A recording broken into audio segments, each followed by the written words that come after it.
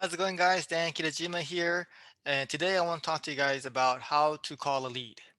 So, as you guys probably already know, the first few seconds of calling a lead is extremely important because depending on what your introduction is, that's going to depend on that's going to matter if you actually get to quote that person or not. So, in this business, the more quotes we do, the more at bats we give ourselves, the better chances of getting a sale. So, just want to go over some strategies of how to introduce yourself and how to call a lead. All right. So the first thing I like to go over is when you call lead is to introduce yourself first. So instead of saying, "Hi, is this Mr. Smith?"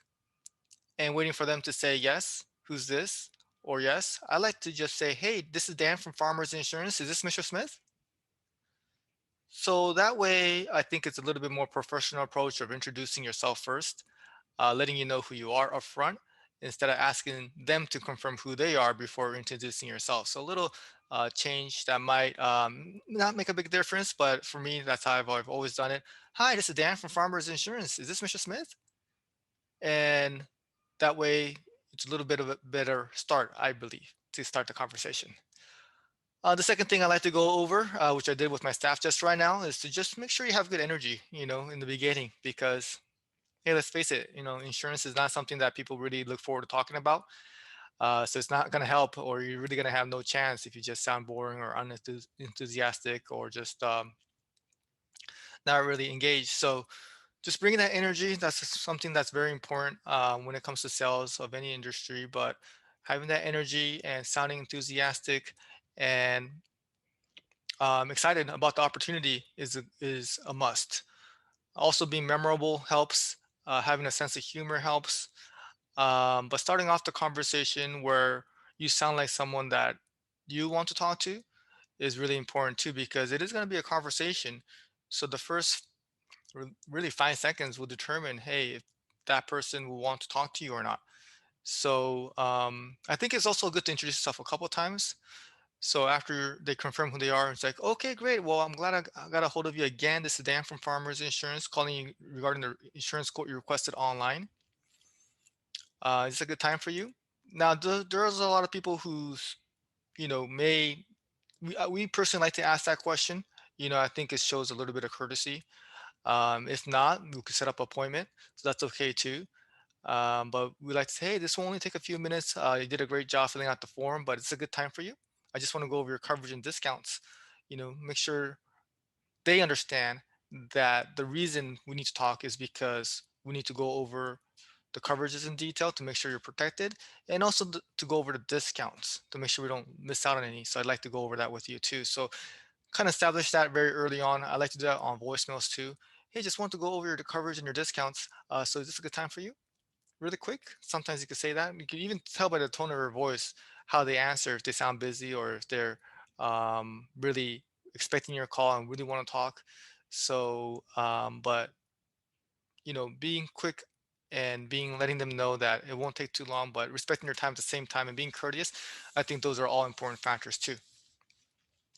And something that it's really important that we do before just getting right into the information is to really understand and probe why they actually are shopping for insurance. I think some of us do a bad job of assuming that it's just about price.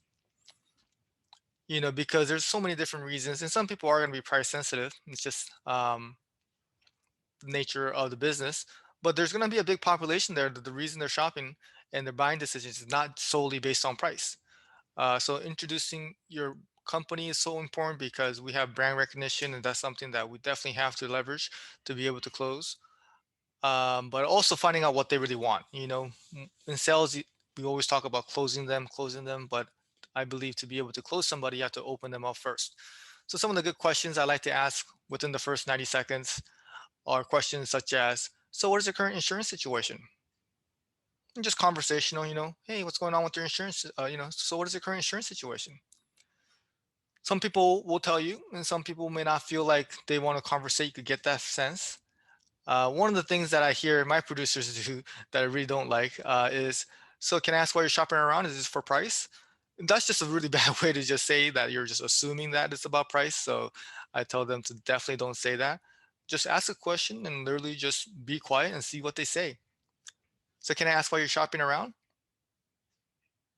That's a great question. It actually makes them think like, yeah, it's about price. You'll get that a lot, but sometimes it's about customer service. They have negative claim experience. It's a great opportunity for you to share the benefits of what you can offer. Hey, that's great because customer service might be a great fit because customer service is number one in our priority. And I'll be your personal agent and blah blah blah blah. You could tell your benefit because you don't just want to start shouting out benefits without knowing which one they want to hear. If it's about claims, hey, yeah, we have a claim service. It's open 24/7, and I'll personally get involved if you need help. Things like that. You could talk about things that they want to hear, but you don't know what they want to hear until you ask them. So opening them up is super important. If it's about price, which we get a lot, hey, I totally agree. Price is very important. But other than price, is there anything else you look for when looking for insurance companies? Let's see what they say. Um, Trying to figure out what they need. I totally agree. Price is very important, but so is coverage. So I just want to go over the coverage detail options with you.